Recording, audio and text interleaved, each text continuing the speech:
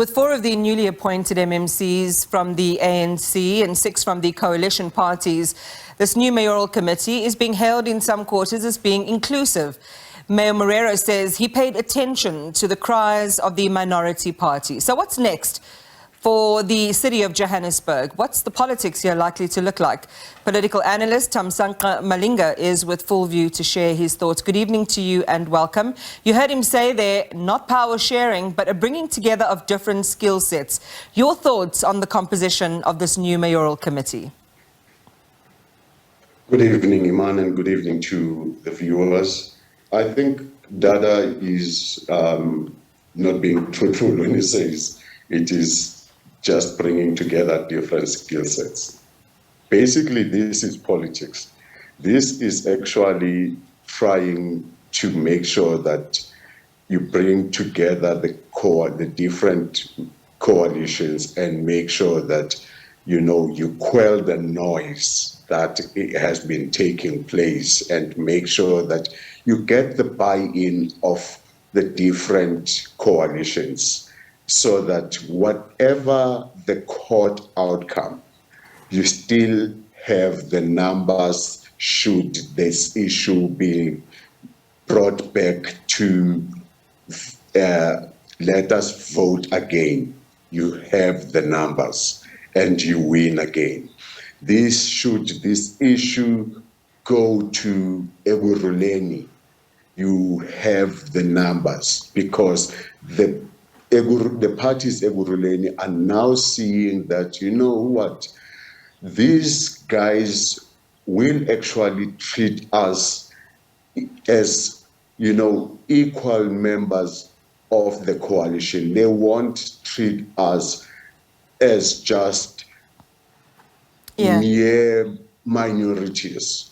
Or even as functionaries. But Thamsanqa, in a way, that's what you want, right? You want to create an environment where people feel they can work together.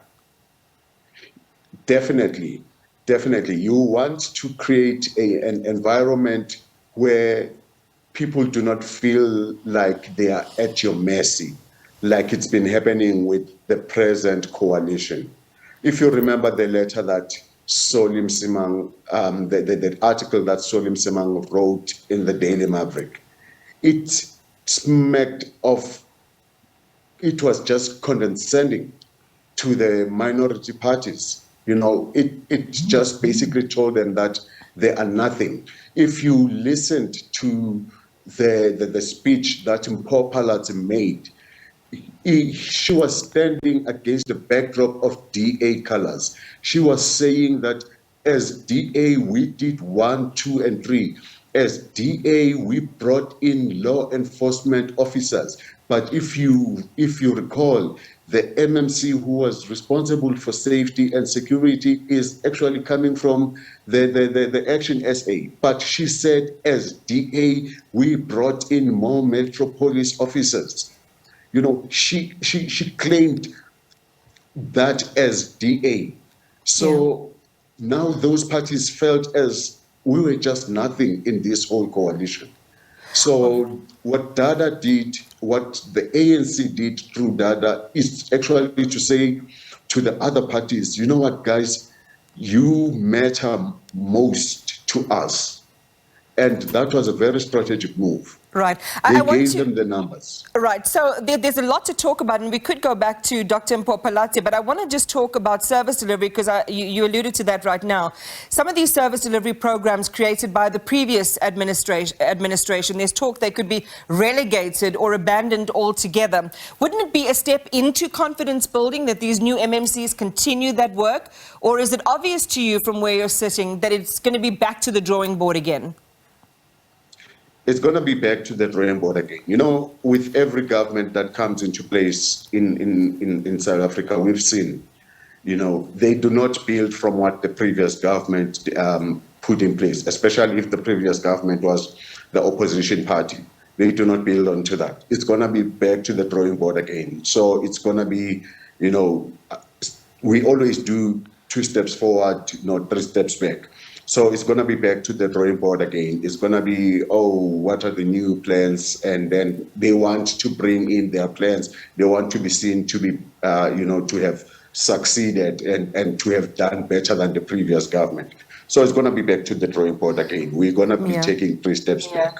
We're not going to be seeing immediate service delivery, because people will be trying to bring on new ideas, new policies and all of that. We're not going to see anything immediate. But do you think residents have the time for that? I mean, for example, you look at the announcement around, for example, 10 informal settlements being identified for upgrading, and this was in an attempt to address the housing backlog. The communities we're talking about, they had already previously been waiting.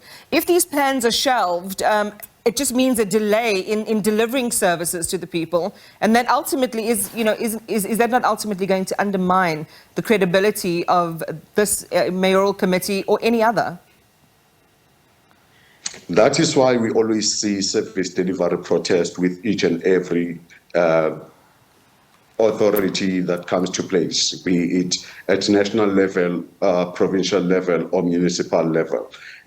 That is why we always see service delivery protest. With Mpopalaza, we saw the issue of, the likes of Operation Dudula and Soweto Parliament, coming up and,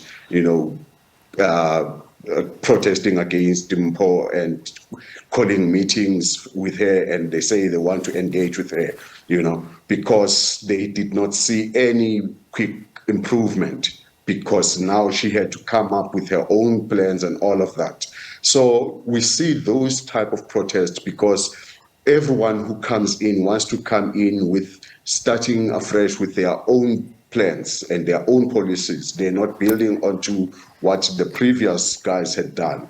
So residents get frustrated, and then they take to the streets, they blockade streets, they burn tires and all of that. Just a final word on the binding agreements that define the rules of engagements between, between the coalition members and, who is already making these pre-agreements to vote for whom. Where do you think the strength of those agreements lie, given what we have seen? And this has been one of the criticisms, for example, from the DA, that there is a reneging on written commitments. Well, the problem is that there are no permanent friends in politics. So there will be no, keeping to the binding agreements on those agreements.